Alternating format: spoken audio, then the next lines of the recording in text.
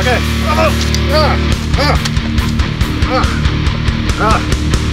Okay, yeah, that,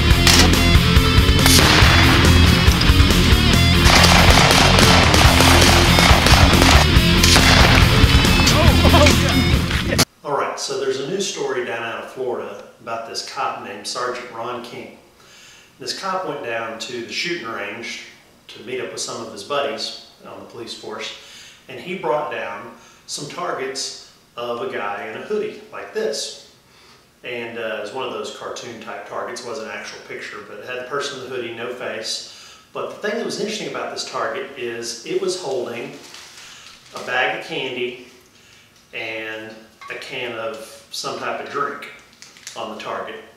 So this is actually a target that a company made to resemble Trayvon Martin, the youth that was shot last year down in Florida, in the hoodie. So that's what all these big stories have been about. So this cop brought down the target of a hooded figure with candy and a soda in his hand.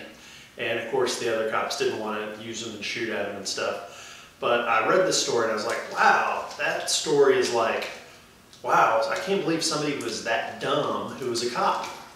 So I do what I usually do. I started searching and trying to find out more to the story. And it turns out that cop, Sergeant Ron King, actually put a video out on YouTube where he explained what he was doing. And it has nothing to do with the actual story. What he was doing was, he was going to use that target as a no-shoot target. When that target popped up with the soda and the candy, or the iced tea or whatever it was supposed to represent, but the can and the candy, you weren't supposed to shoot that particular target because it was an innocent person who was unarmed. So this was part of a shoot, don't shoot type target scenario is what he intended to use it as. Unfortunately, they took it and they're going to be running with the story trying to say that he, because he's Caucasian and because he brought these targets down, that he's some type of racist and is trying to encourage other officers to shoot people in hoodies who are unarmed and all that, which is completely not true. So watch these stories and see if they come out with all these stories, and go watch his video. His name is Sergeant Ron King's Response, I think, is what I watched. And that's what he's up to. Now let's actually talk about using that sort of a target in that scenario. All right. I have no problem with shoot, don't shoot targets. They are a great tool for cops to use to learn how to shoot and not shoot people who look like potential threats, who if they don't have a gun in their hand, they don't learn not to shoot because they don't have a weapon, just because they look like a criminal. So I love those targets. That helps our police officers immensely. What I get into with some of my other YouTube buddies is we always try to distinguish the line of what is going too far. Okay, so the old no hesitation targets I did a video on, and I'll link that in the description down below.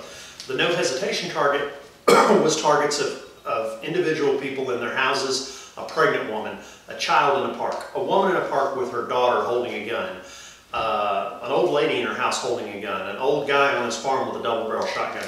So all pictures of common Americans, every single one of them were Caucasian, they were all pointing a gun at someone. At whoever the officer was coming in. People are arguing, oh, well, yeah, that's fair, blah, blah, blah, it's to train the cops. The only thing was this, is those no more hesitation targets, I could not find the second target that had them holding a can of soda or a pack of candy in their hand instead of a gun. All of those targets simply were of normal looking people who really didn't look like criminals pointing guns at cops. So I didn't see it as a shoot, no shoot training aid. I just saw it as a desensitization training aid to get used to shooting at anyone with a gun without thinking about it. And personally, I want my cops to have a little restraint. That's why they wear bulletproof vests, and you know, they go with other law enforcement when they go inside.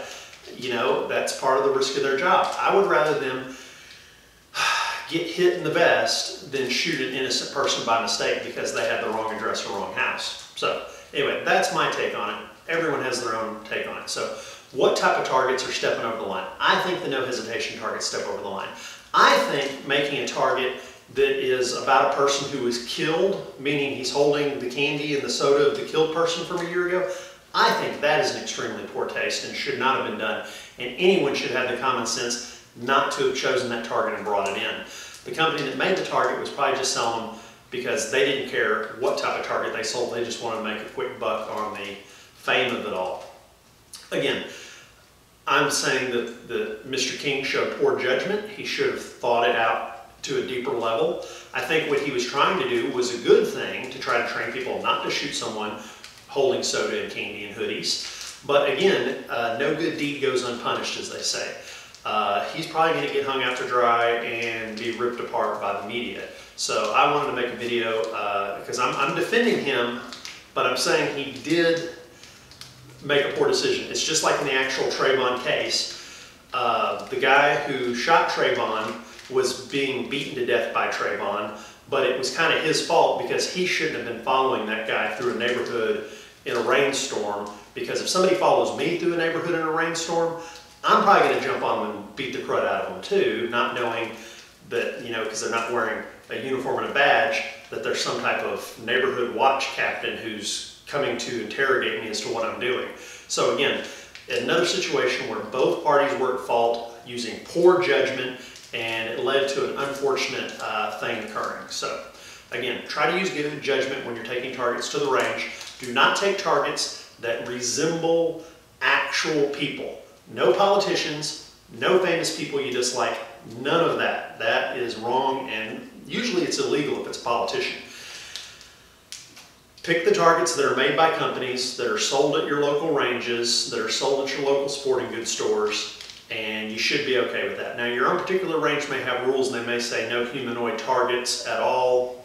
It just depends on your range, so call ahead and find out. So, all right, and remember, failing to train is training to fail.